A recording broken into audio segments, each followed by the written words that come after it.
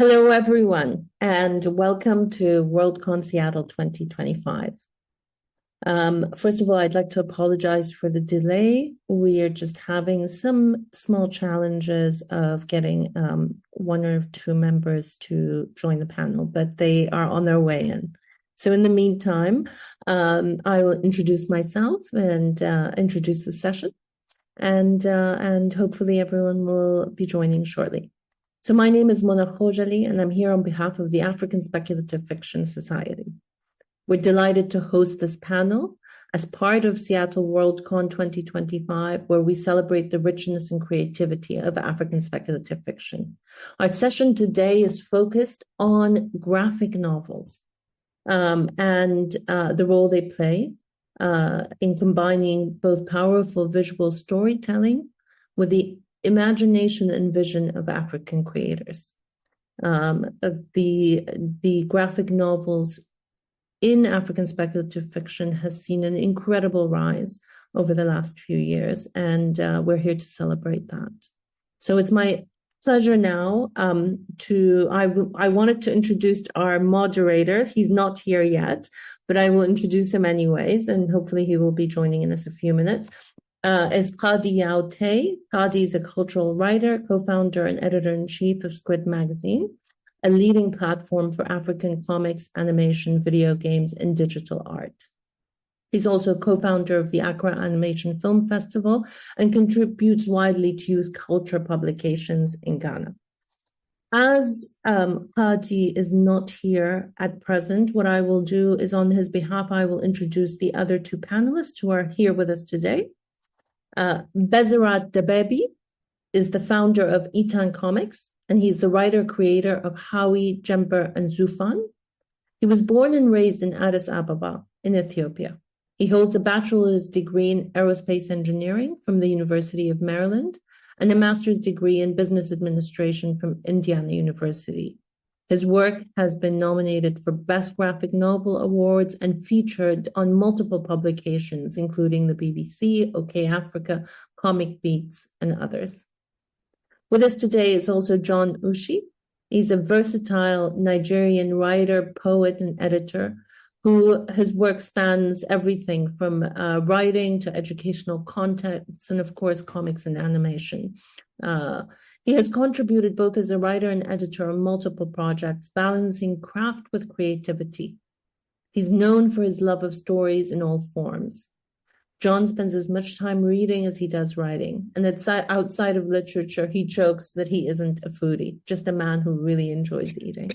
So welcome both to Bezarat and John. And oh, wonderful. Our third panelist is Morewa Ayodoli, who is a Nigerian comic writer and co-founder of Collectible Comics NG, named recently Writer of the Decade at the 2023 FIST Awards as part of Lagos Comic Con.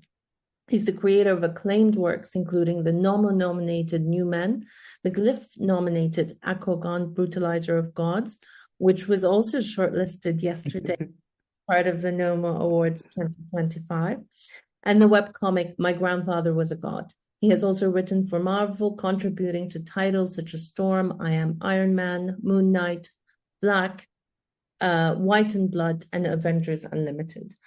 And also, I want to mention that John Ushi's novel, graphic novel, Celestial Eyes, was also nominated yesterday for the Nomo Awards shortlist. So welcome, Morewa, John, and Bezarat. Thank you so much for joining us in this panel. Happy to be here. Thank you very much. Thank you for having us. Oh, wonderful. Well, I know that Qadi had some context to provide for the discussion, but hopefully he will kind of do that when he's able to join us. In the meantime, I think we should just dive into the topics we wanted to explore today. So first of all, if you can all just give us a little bit of flavor about the origin and influence of this form of storytelling. How did you get into it? How did you come about to work in graphic storytelling, and what are the traditions either visual, cultural, or speculative, that have influenced your work? Besarat, do you want to go? Yeah, go ahead. I'll start. Thanks, Merwa. For me, I have an Ethiopian background. I grew up a lot on various Marvel, Disney stories. And manga, anime. I grew up a lot on all of those. But we also have a very rich visual storytelling heritage in Ethiopia that spans to 10th century. So there's a huge influence in our culture. But for me specifically, this journey started out around 2017 or so, and I was very I was looking forward to for a long time to seeing some form of Ethiopian heritage or culture or Ethiopian folklore in popular culture stories, and I never got the chance to see that. And so I got almost into a dare with myself to see, okay, if nobody's gonna make one, maybe let me just make one and see how that goes. And then the first story Jumper came out, and I wasn't even gonna publish it like that or release it, but I showed it to some close friends, and they really really enjoyed it. And then I said, okay, maybe I should let people know about this work, and then I let people know, and then that got a better reception. And after that, I got hit with a huge imposter syndrome because I was like, I have no idea what I'm doing. I'm actually just doing this for myself. But then I started, what, if people are responding to it so well, why not try to double down on it, study it, and do a bit more? And that's how my journey started. And, now 2025, here I am about 7 to 8 years in.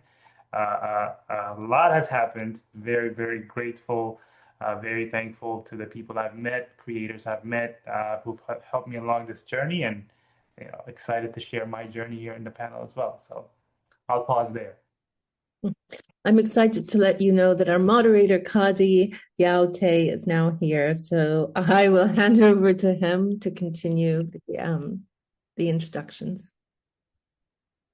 Thank you so much, Muna, and apologies to everyone. Had a bit of a technical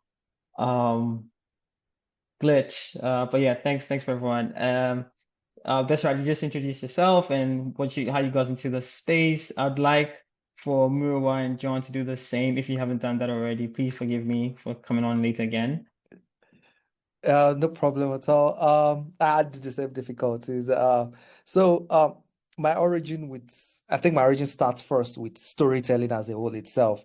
I think my dad grew up on stories by his grandmother, all those like very deep Yoruba stories, especially ones about the tortoise, and at some point in the story, they will have songs that you dance to and stuff like that. So that was where my love for storytelling started. It's my dad telling me all those stories his grandmother told him, and at some point it start, dancing and singing and stuff like that. And I think it's you see those influences in my stories. There are a lot of rhyme schemes, there's a rhythm, there's a pattern to it. It's inspired, the dialogue, the narration, everything is inspired a lot by the oral traditions, the oral storytelling in, African storytelling. So that's where the origin started, and it's blossomed into, getting influences from animation, oddly enough. Animation by like Gendy Tartakovsky and Craig McCracken, I think. And those are creators that were comic book creators. They're highly inspired by comic books. So their animation was different. It flowed different. There are patterns. Sometimes you would have split screen, and the way they told their story was very different from other form of, the other cartoons that were on TV then. And as I did more research, like, okay, they're all coming from these comic books, and I went into comic books, you're reading comic books, you're reading webtoons, you're reading manga, and you start falling in love with all these different influences. Ones from Africa, like Vortex, Comic Republic, you fall in love with, like Naruto, like Vinland Saga, and then you fall in love with, like Batman, you fall in love with like Frank Miller, Alan Moore, and then you kind of do like, you fall in love with Tintin from Europe, and then you kind of like do a little mix and match of everything.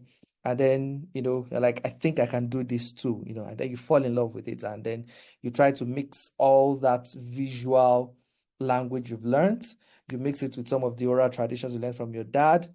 And I live in Osun State, which is like a very core state in the Yoruba culture. It houses Ife, which is said to be like the home of the Yoruba people. It houses Oshogbo, where we have the Osun River, dedicated to the goddess Osun. So sometimes just going through the market and everything, you see all this expressionistic artistry and sculpture and all those, so it's always been a part of you. You hear stories about Shango, you hear stories about Ogun, and everything just comes together to create the creator that's is now. And then you tell stories that way, and it's been exciting and fun having to do so. Nice. Thanks for that. That was quite you talked about how essentially what I got from a lot of the things you said was how your environment really influenced you, and then later on top of that was everything else that was going on in the world, and all of those influences came together to essentially birth the Murawa we know now. How about John, for you, what was your story? How did you get into this? Yeah, And then like what was Mura said, I grew up listening to I grew up listening to a lot of folktales told by both my parents. My late mom is My dad is Abian, my mom is Imo, so there are parts of Igbo states that are big in storytelling, and I grew up listening to stories about the tortoise, like Mura said. But a lot of them leaned into, and I don't know if this is a thing with Igbo folktales, they lean into the more horror aspect, and I found myself falling in love with horror Mm-hmm. and stories about spirits, monsters, versions of mermaids. They scared me as a kid. And the way I dealt with those stories is like telling horror stories of mine. The way I dealt with the fear that I had as a kid was telling horror stories of mine. And getting to know that I saw movies, animations, or the Cartoon Network nerd as a kid. And I wanted to tell my own stories. I wanted people to read what John could tell. I told stories verbally to my friends, to my siblings, and I wanted more.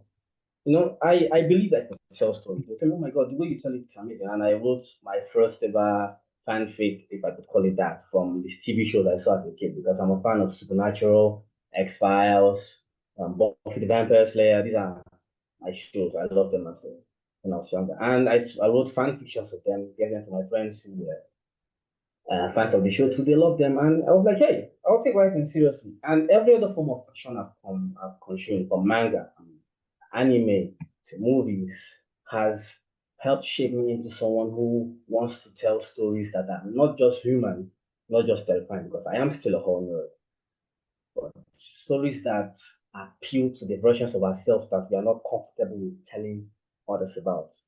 I wanted my stories to be a mirror you can look at and say, oh, I'm not really comfortable about this side I'm seeing, but you know what? This is me, and I'm fine with it. And that is what inspired it. So I tried my hands on comics because every Nigerian who has read a comic will say Super Strikers was it, and it was for me too. So I tried my hand on comics twice. It didn't work out, and I got together with a couple of my friends, and we were like, John has a story.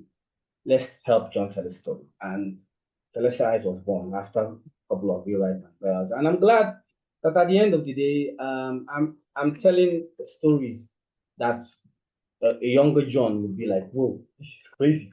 And an older John would be like, yeah, I'm glad I started from here. So yeah, that's basically it. Thank you.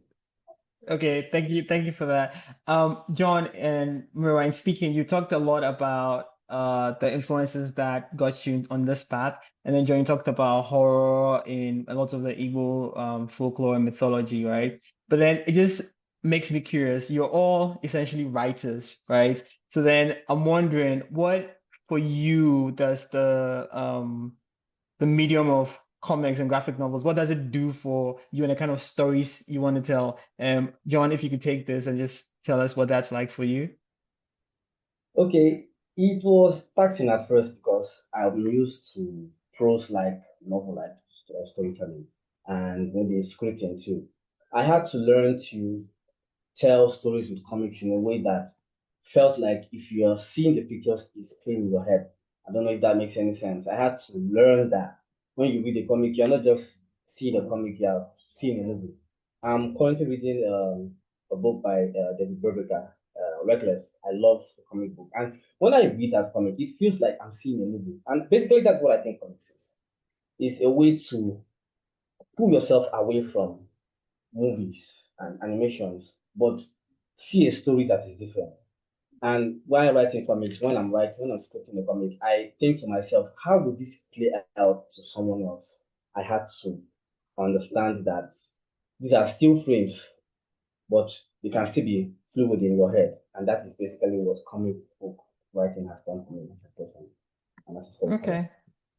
Nice, nice. That's all right. I'm just curious. So, in listening to both Mira and John talk, they talked a lot about how all these influences came together to put them into the space. So it makes me wonder, in terms of your approach to representing the stories in this sequential format. John just talked about it's essentially movies for him because that's how he likes to, that's how he visualizes it and how it allows him to express himself, right? So I'm just curious, are there in your experience, any particularly unique approaches or layouts to how those stories are represented, the symbolisms or the dialogue, or just all the different nuances of sequential storytelling? Yeah, I mean, I think one of the biggest advantages of sequential, like visual storytelling, is you get to tell a lot in just a few images, right? You know, with novels, with prose, with things like that, you have to build the character through your words. You have to build the environment and get people into the world before you kind of lead them into the story. With visual storytelling, you have that power in one panel, right? It's that's a significant influence. Another amazing barrier that's lifted is the barrier of language. I don't have to understand English to understand comics. I can tell you a comic with no dialogues in it, and it can still move you to the core. You know, it's just a powerful story because I'm showing you things that evoke very strong emotions. And as someone who, a lot of African traditions in various parts of Africa are we have oral traditions. Morella touched on this a little bit. You know, a lot of our stories sometimes don't even need language. They are very, whether it could be music, it could be just sort of like actions and things like that. We say a lot with just without using words. Like I can't explain to somebody what means. But that is such a powerful language. You know what I'm saying? That it's not a word, but it's like many Africans would understand that immediately. It has so many different meanings, right? So that's the same way with comics. You know, I feel like there's just so much advantage to helping readers get introduced to our world in such an easy way, a digestible way, and explaining a lot in so little. And I also think that the comics medium is powerful, even relative to like video and animation, because you get to co-create with the writer, with the artist, right? Like if I make it one panel, if I draw a panel here of somebody, doing an action, and then the next panel I show you is a very different panel, you are the one creating what's happening in between those two panels. You know, that's called the gutter. In between the gutter, the reader is sort of making up what has happened, interpolating.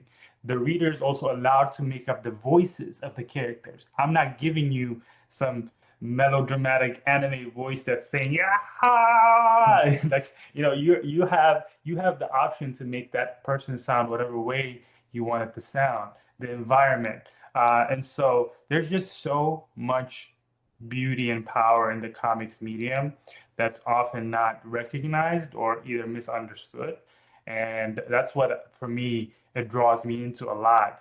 and allows me to express, our culture, our heritage, and our stories well.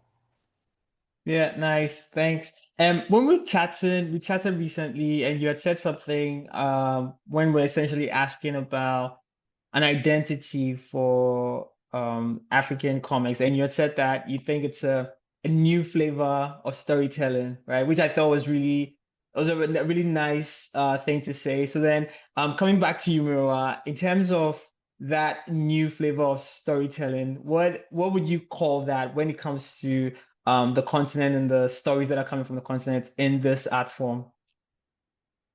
That's something I've noticed as I'm enjoying a lot about African comics, is the fact that I think a lot of African creators are more playful with the format. I think it might be because many of us didn't grow up with comics at a very young age. We probably discovered it later. And I think that made us less strict about the format. There are things you see that are like, oh yes, this is European comics. There are things you see that are like, oh, this is manga. There are things you see that are like, this is manhwa. But when it comes to African comics, it's more playful. Juniper, for example, did a Teenage Mutant Ninja Turtles comic where it's a rescue mission. And while this person was being beaten up by the enemy, you see an health bar, like a video game, getting gradually reduced as the person is being beat up. And it's, for some reason, it works. It gives you that tension that, oh my God, this person is about to die. Because the health bar is about to get to a critical level. And you're like, it just works. I've seen dialogue balloons that don't have dialogue inside them, that have another artwork inside them, like another sketch inside the dialogue balloons. You see SFXs, sound effects used in very strange ways. You see the panels arranged in more unique ways. And so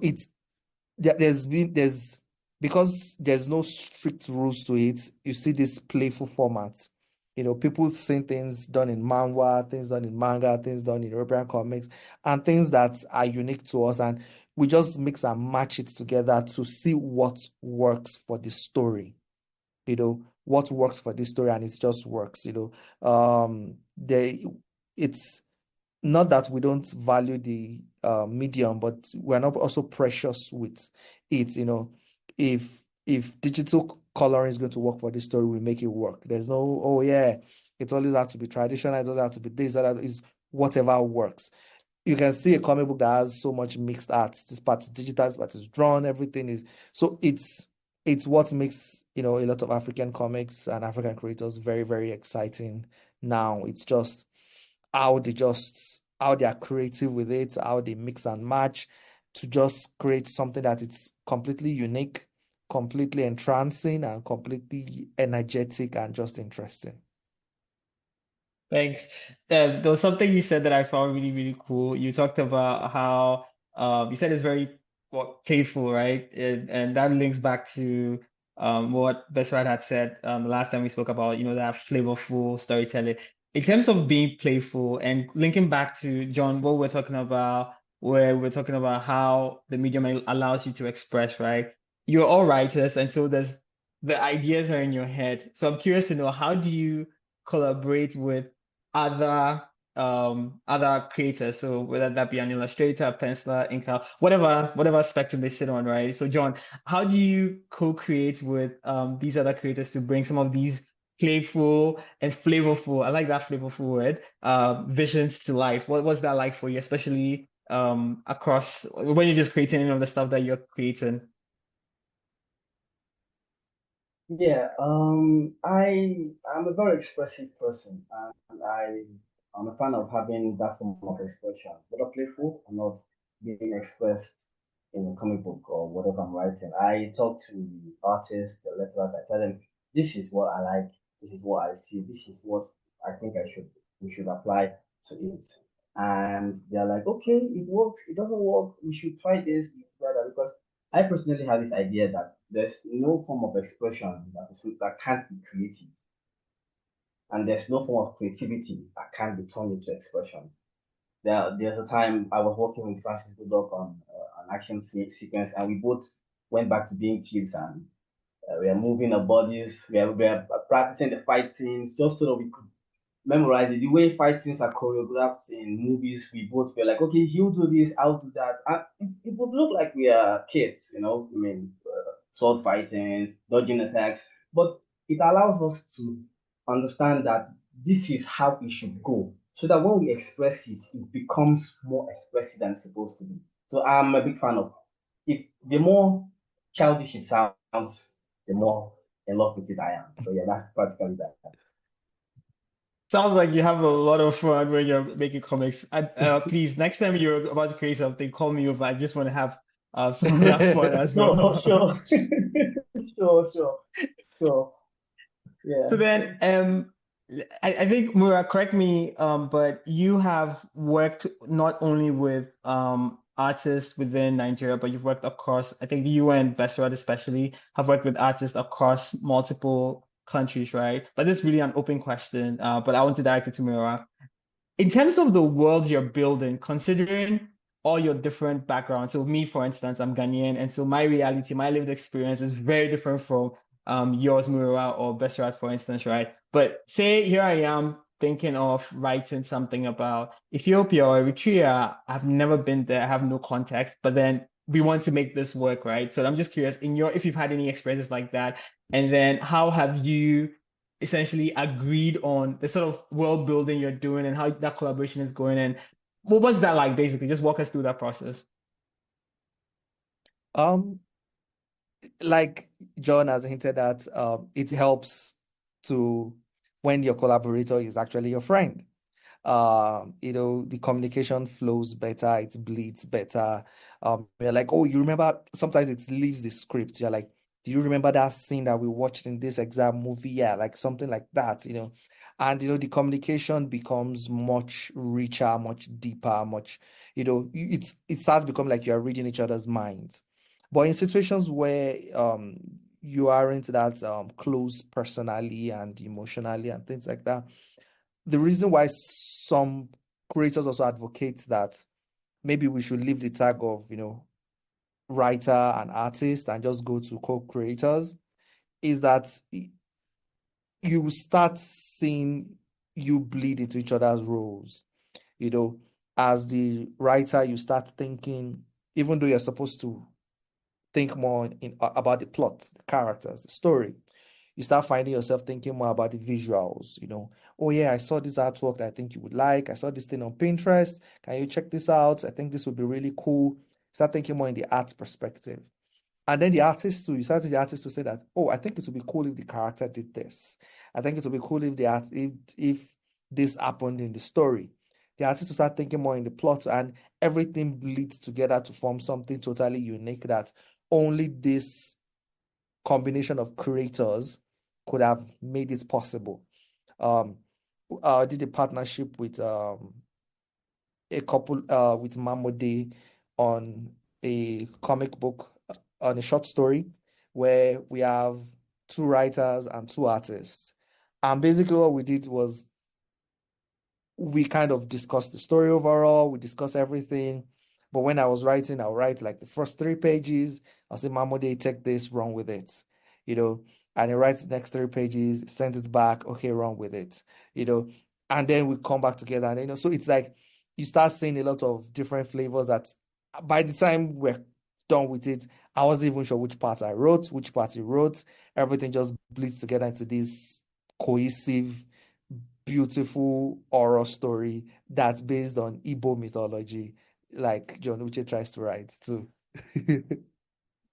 That is fascinating. I find how wow, because like it just sounds like you guys are working some magic, because I think that when I write, for instance, and someone else writes, I feel like I can tell the difference. So for you guys to be able to do that, I think that's pretty sick. And I guess it just means that you have really, really good collaborators, and that's inspiring to see. But then I imagine there are some challenges as well, right? Especially if you're working across multiple countries. So say South Africa and then Nigeria, or whatever country, whatever mix you want to throw out there. Besrat, I know you have worked quite a bit in that space where you're working with Nigerians or Zimbabweans, and it's just different collaborators across the continent, across the world. I'm just curious to know what have been your let's talk about some of the challenges you faced in that process, and then tell us also about how rewarding it has been for you and the projects you're working on. That's a good question. So I've worked. We usually do these anthology projects where we try to get a group of creators from different parts of Africa to come together and do short stories. So there's just some basic common challenges from anthologies that you have, right? When you have different creators working on different things. So I'll skip on those.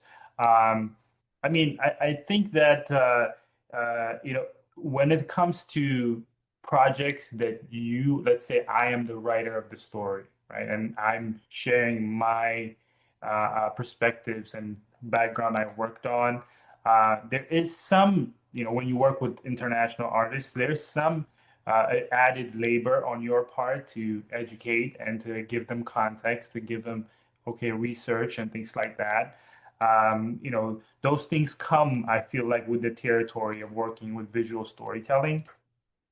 The advantages of doing this, though, is that there is just such a wide breadth of expertise you get access to immediately, right? I have, some of the ideas that I have seen come from artists and creatives from South Africa, or artists and creatives from Kenya, or from Nigeria. It's just like, it's incredible. Like we recently worked on, all three of us worked on an anthology called Carry On, for example, and that project, the main artist for that, like the cover artist for that, was from Kenya. His name is Salim Suru. I think Murrell has worked with him as well. And I cannot tell you, like, I remember like showing the group, saying, hey, this is the cover idea. I'm thinking, what do you think? Everybody kind of giving their advice and things like that. And we had all this like collaborative process. And then we I pitched Salim, okay, hey, what do you think? And the things he came up with were just like out of this world. Like that cover is one of the best covers we have. And I'll pull it up when you guys are talking just to showcase. But that's the really the beauty of collaborating with different perspectives from different parts. You just never know how much access to expertise you have, because a lot of people have developed their skills so much. And then, as I said, though, there's, as much as there's advantages, the disadvantages are like you have to, in a comic book, you collaborate, so you have to compromise your collaborative. So you sort of your influence, right? You can't just be like me. I wrote this story. You have to do it this way, and that's when like bad products happen. And so you have to have the emotional labor of kind of or the labor of doing the research and giving context and things like that. But outside of that, though, it's I think been extremely rewarding, at least from my personal perspective. It's been very rewarding, and I continue to do that. I feel like it's one of the key things that helps us come together as an industry and build, very repeatable, sustainable, thriving ecosystems for our industry. Thanks for that, Besrat. I like, so for those who don't know, Carry On is the anthology he was talking about. It's a pretty fascinating body of work that it's writers and it's basically creators from across the continent, so multiple different regions, and it is pretty fantastic. I've seen some questions in the chat, so Ikea, I'm gonna just hop into that in a minute. But there was one of the questions that you have that ties back into something that I actually want to ask about, which is we talked about collaboration, and we are in an age currently where, the buzzword is AI. It's all over the place. And we've just spent quite a bit of time talking about collaboration. I'm just curious to know, is AI one of those collaborators that you work with? And if you do, what's that like for you guys? So I'd let John take this one. Okay, to be honest, working with the artist and the team personally, and this is based on personal progress, there is no aspect of AI that exists in our creative process. We tend to do, we tend to talk more and let us as humans share our ideas. And this is no beef to the concept of using AI. I find it fascinating. But we are all people that are fans of expression. We are all people that have consumed art as art. We whole create as a person, tell your story and express. So personally, like I said, AI hasn't been part of it. We do things as people and we make our mistakes, and we hope that those mistakes we make as humans are still part of the creative process. When those mistakes add color, it adds flavor to the whole thing, and we give it our very best. So yeah, thank you.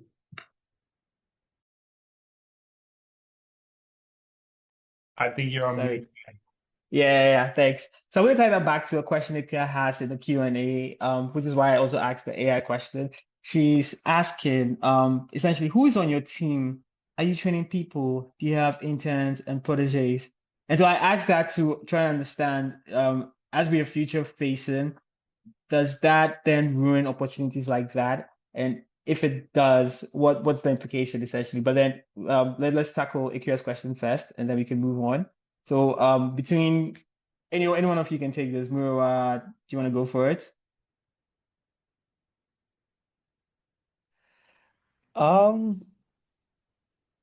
Right now, I think there are bigger operations, like Pesarata has a big operation, Comic Republic has one. But right now, myself as an individual, I think the only mate I have is my best friend, that we work together. So there are no interns or proteges, but if people, I'm always available. I do a lot of live streams. I'm always online. If people come to me with like any form of questions and I'm always happy to provide information and things like that. And when it comes to AI use, like John said, um I'm not even sure if it uses AI or not. I think the best I use is Grammarly to check my grammar, that I'm not like messing it up. I come up with my original ideas, the artist comes up with draws his own thing on, digitally or traditionally. So yeah, that's how I work, at least for now. Okay. Do you envision that? So I want to imagine that it's the same for all of you. So then I'm going to throw this to Besra. Do you envision that changing in the next, say, I don't know, 5 to 10 years? Yeah, I think it will. I think it will. I was about to say, unfortunately, it will, but I don't want to. I don't want to say that.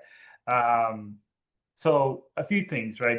The comic industry is majority of it is like a freelance gig, right? It's like contracts. A lot of people are working from one project to another project. It's not like this steady. I wish it was a steady, every company hired artists, steady artists working on multiple projects, and they have a retirement, scheduled and benefit packages. I wish it was like that, but it's a contract gig. And so uh, where I think AI is going to come into play is the creator who uses AI to leverage their own work, meaning speed up their workflow. I think will have an advantage.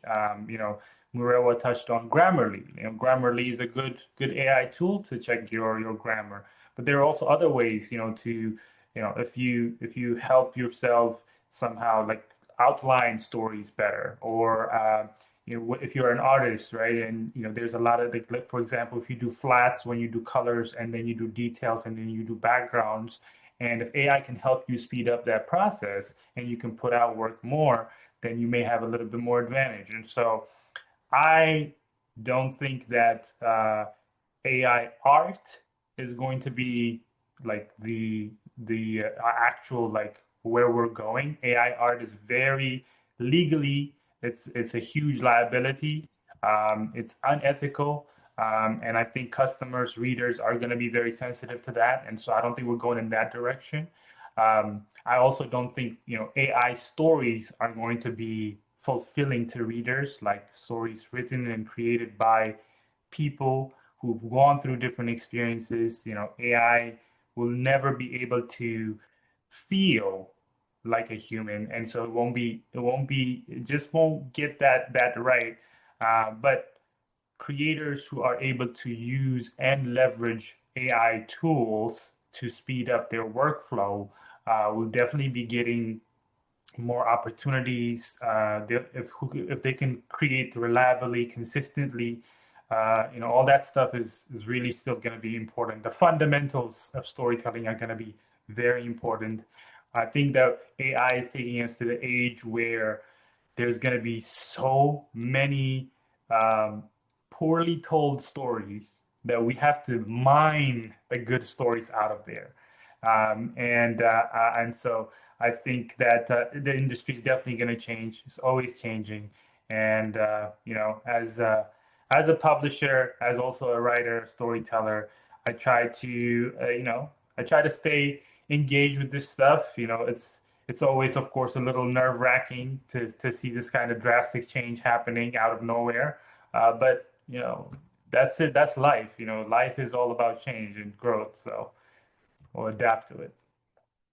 Yeah, definitely. We will adapt to it. I have a so I met with Moray Rhoda yesterday. We were having a chat. It was really just around South African comics and how that started. He was telling me about Sector. Sector is also an anthology of comics from Southern Africa. This was before COVID. That was when the last issue was published, I believe. And we're just having like an interesting conversation, and the conversation was sort of centered around that feeling of authenticity that the works that people are producing that it carries. And I do think that in light of what you've just said and what all the in light of all the AI developments currently, I do think that authenticity is going to play a really, really strong part in what kind of stories we tell and how those come through, right? And so I really look forward to that. But then I'm also then curious about what that would mean for things like distribution and publishing. Are we going to have publishers who are less inclined to publish, more authentic stories that take longer to produce, or would they be more inclined to say, you know what, using AI in your workflow is helping you collaborate better, and it's going to help us, churn out more and more work, and it should be able to help us reach more people, and then hopefully make some money back, right? And so it's a pretty interesting conversation that's happening. I think it's not happening enough, but I think that it's good that we have a platform like this to just quickly touch on something like that and just see what that means for the future. And touching on publishing, right? It's one of the things before we started Squid Magazine was we had encountered one of the comics from Nigeria. This was Canary 7. It was a very so imagine you mash up Naruto and then soccer. That's essentially what that comic was like. And it was really interesting. It was just really cool for us to see. And I only discovered that because someone told me about it. And these guys at least had a website that they put their comics on.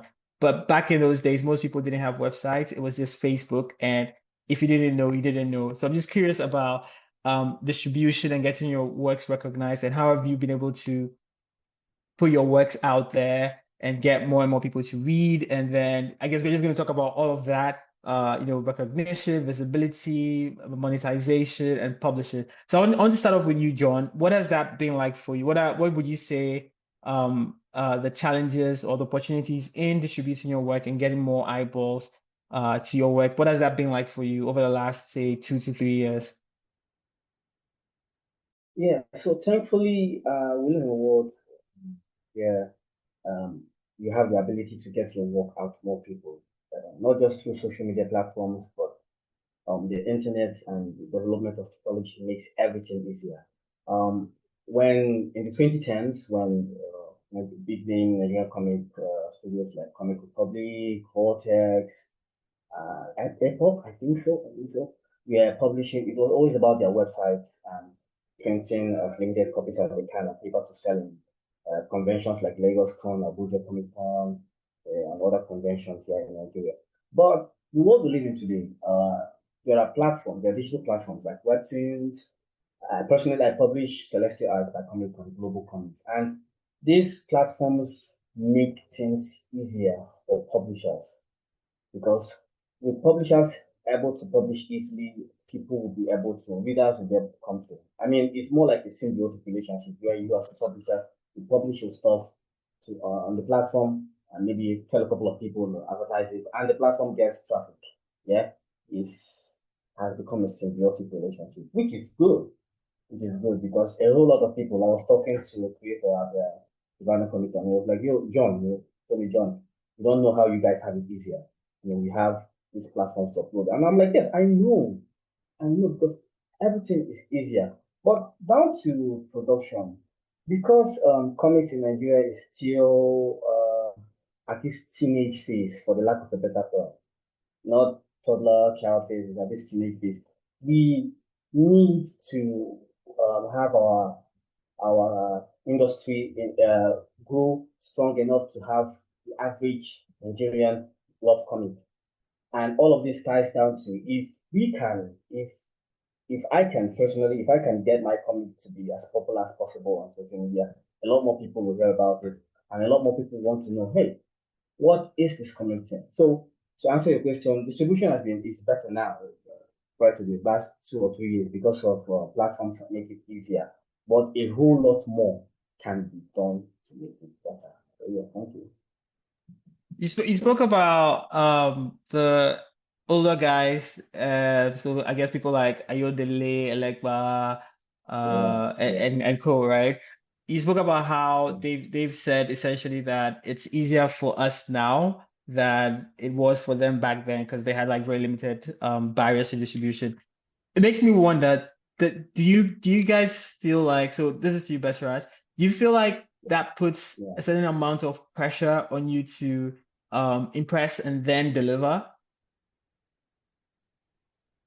Yeah, yeah, I think that definitely, when if you are among the first few to be kind of sort of pushing forward with this industry, our industry, and representing our industry, it's definitely an uphill challenge. You are, your mistakes are uh, more louder than your successes. I can have a breakout success, and then if I slip up and something happens, then it's gonna be like, oh, we always expected, almost knew that it's gonna fail. It definitely puts that pressure there.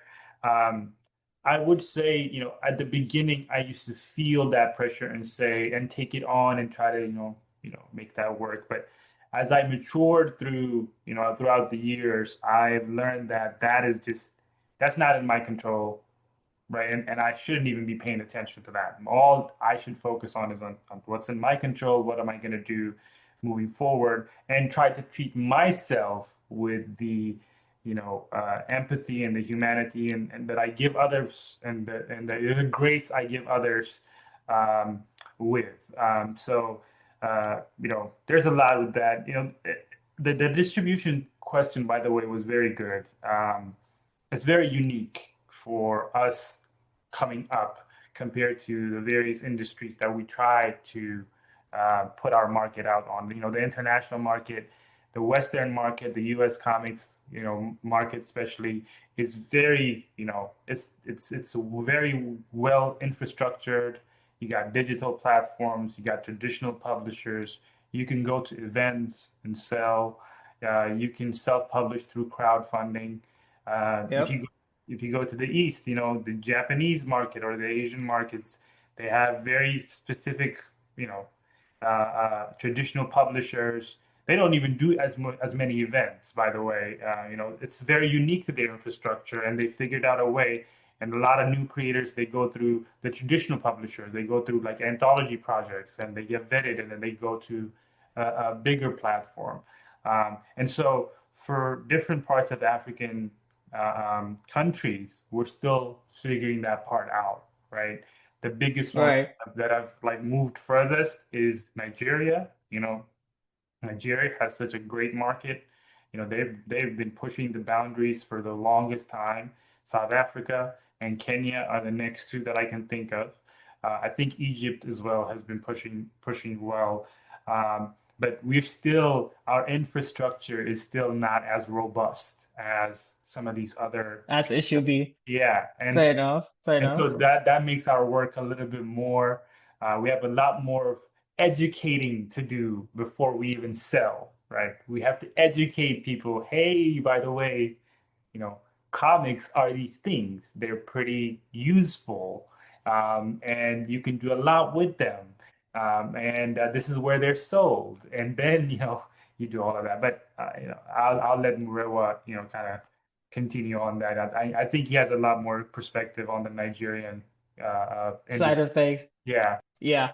I am just for the sake of time, because I know we have a few things to do. I would kind of restructure that question to Murawa and then just ask that. So in terms of everything you've seen so far, yeah, where do you think is the most exciting growth that's happening in terms of comics on the continent? It could be from a storytelling angle or from like Bashar mentioned, infrastructure, whatever it is. What in your opinion is where in your opinion is the most exciting growth currently happening on the continent in comics?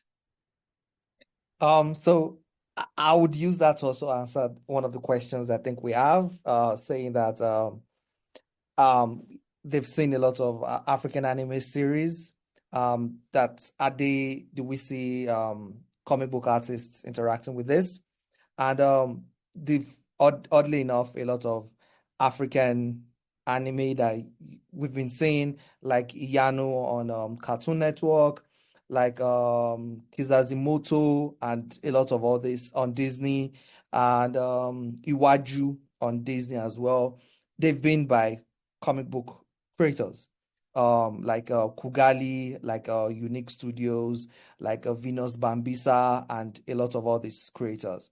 So one of the things that is exciting about the comic book industry in Africa right now is the fact that things might be uncomfortable in Africa because of economics, distribution, and everything.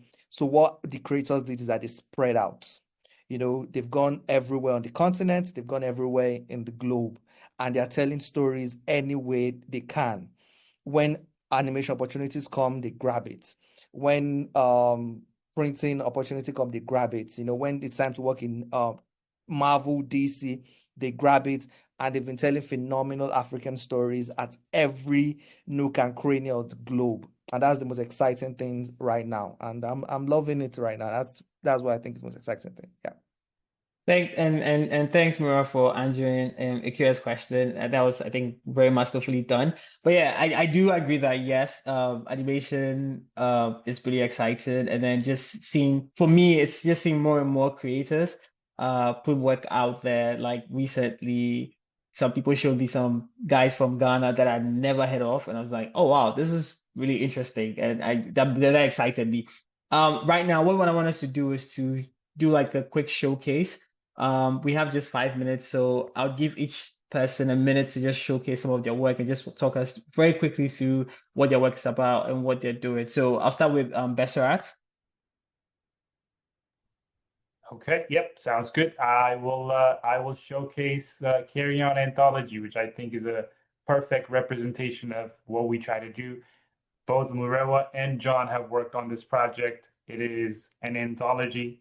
It has 10 different stories. If you're seeing the screen I'm sharing, this is the cover art done by Salim Busuru from Kenya. 10 different stories, different sort of genres, folklore, sci-fi, some of the most beautiful art you've seen. I think also very, very creative storytelling that push the boundaries of, the comic book medium. I really enjoy putting these projects together, and I can tell for sure. I can show you that fans also love them. This is our crowdfunding that we put up, and you can see here it's done phenomenally well. It continues to do well, and if you guys want to check out more things like that, these are the perfect intros to what I think is African comics, African storytelling. They give you a taste of different stories from different parts of Africa. I'll pass it on Thanks. to the next person. Yeah, John, please. Thanks for that, Bisarat, by the way. Okay. We can get into it. If I can find.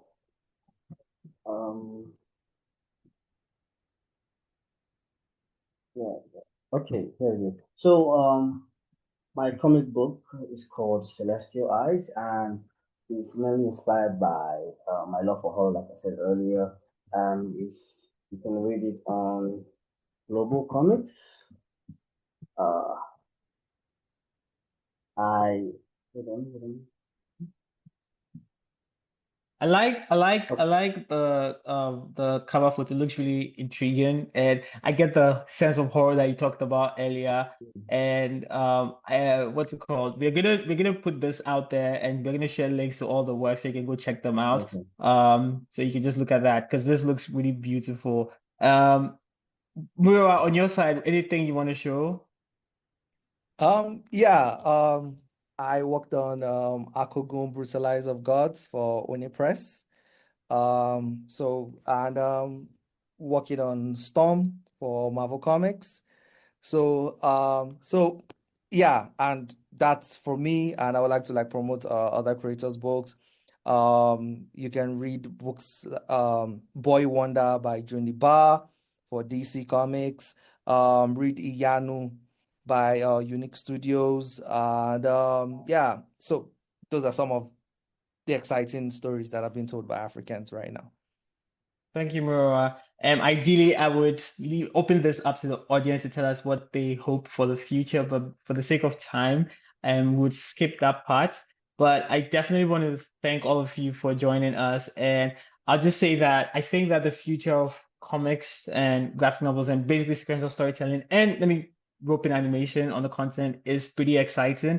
I'm really fascinated by Carry On. When I saw that, I just thought it was really awesome.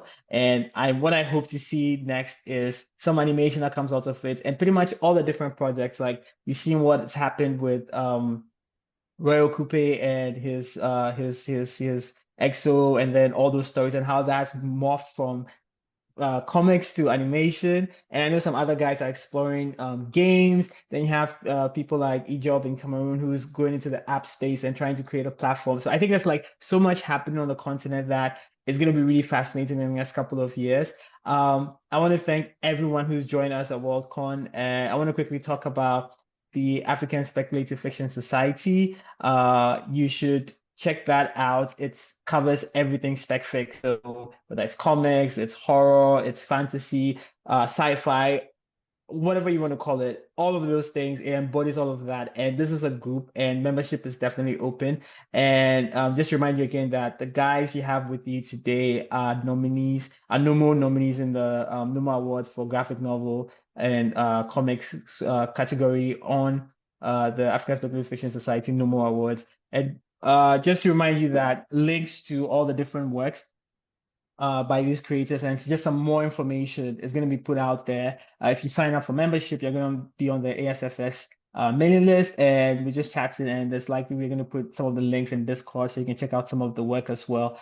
And for any questions that were not addressed, we'll take a screen grab of them, and then we'll reach out to each person individually to just answer those questions. So Ikea, I see that you've asked quite a number of questions. We've only answered, I think, 1 or 2, but then we would reach out to you to answer the last question. Thank you, everyone, and thanks for having us this time, and take care.